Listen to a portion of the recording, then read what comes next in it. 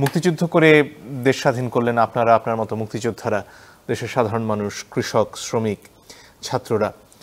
আজকে আমাদের দেশের ইতিহাস নিজেরা লেখার ক্ষেত্রে যেমন খামতি থেকে গেছে, এর পাশাপাশি আন্তর্জাতিক অঙ্গনেও ভারত আজকে বা ভারতের প্রধানমন্ত্রী যেভাবে ৭১কে নিজেদের বিজয় হিসেবে দেখছেন বা দেখাবার চেষ্টা করছেন, সেটার ব্যাপারে আপনি কি বলবেন? আপনাকে ধন্যবাদ এবং আমার বিজ্ঞ সহ আলোচক ওনাকে ধন্যবাদ জানাই। যারা আজকের অনুষ্ঠান দেখছেন শুনছেন তাদেরকে ধন্যবাদ জানাই। এটা এতদিন পরে থলের বিড়ালটা বের হয়ে আসলো, যে কথাটা আমরা কিন্তু বারবার বলে আসছি যে তাদের অন্তরে কি কথা আছে, ভারত অন্তরে কি বিশ্বাস করে, সেই বিশ্বাসেরটাই বের হয়ে আসলো এবং সেটা আরও একটু পাকাপোক্ত হয়েছে গত 15 বছরে।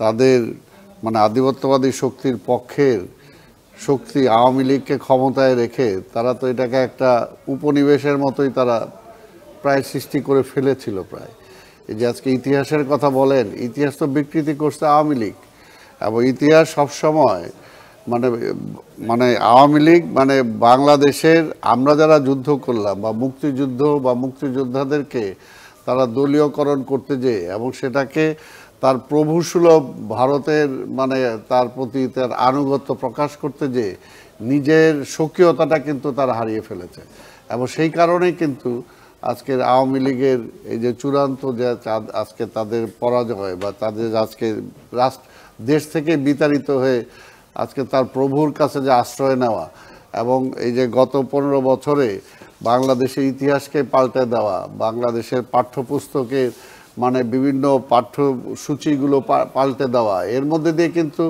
আওয়ামী লীগ এই ধারাটাকেই নিয়ে আসছে এবং এটা আজকে মোদির কথার মধ্য দিয়ে আজকে সেটা প্রতিষ্ঠিত হলো। কাজে আমি একজন মুক্তিযোদ্ধা হিসাবে কিন্তু আমি এটাতে খুব বেশি অবাক হইনি তার মুখে এই কথা শুনে, কারণ এর আগে আমরা ভারতের বিভিন্ন ছবিতে দেখছি যে সেখানেও তারা কিন্তু এই কথাটা বলার চেষ্টা করছে এবং এই কথাটা কিন্তু আজকে মোদির প্রধানমন্ত্রীর মুখ দিয়ে আসছে, কিন্তু এর আগে ভারতের অনেক রাজনৈতিক নেতার মুখ দিয়ে কিন্তু এটা আসছে এবং তারা বলার চেষ্টা করছে। সিনেমাতে বলা একরকম বা অন্যান্য রাজনৈতিক নেতা বলা একরকম, কিন্তু প্রধানমন্ত্রী যখন বলেন একটি দেশের, সেটা আসলে কি গুরুত্ব? এটাই তো বললাম যে এটা থলের বিড়াল।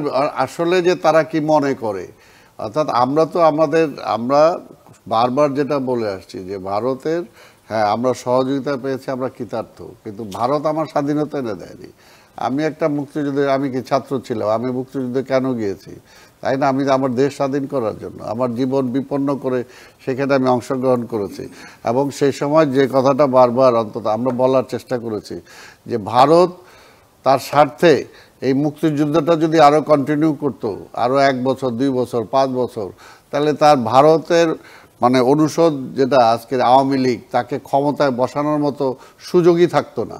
কাজে সেটা তো আমরা বলবো যে বরঞ্চ বাংলাদেশের মুক্তিযুদ্ধটাকে তারা ব্যবহার করতে চেয়েছে, কেউ পারে নাই এবং ফাইনালি তারা আওয়ামী লীগের কাঁধে ভর করে আবার আওয়ামী লীগের সাথে জয়েন্ট ভেঞ্চারে সেটা করার চেষ্টা করছে। সেটার আজকে প্রতীয়মান হলো বর্তমান ভারতের প্রধানমন্ত্রীর আজকের এই কথার মধ্য দিয়ে।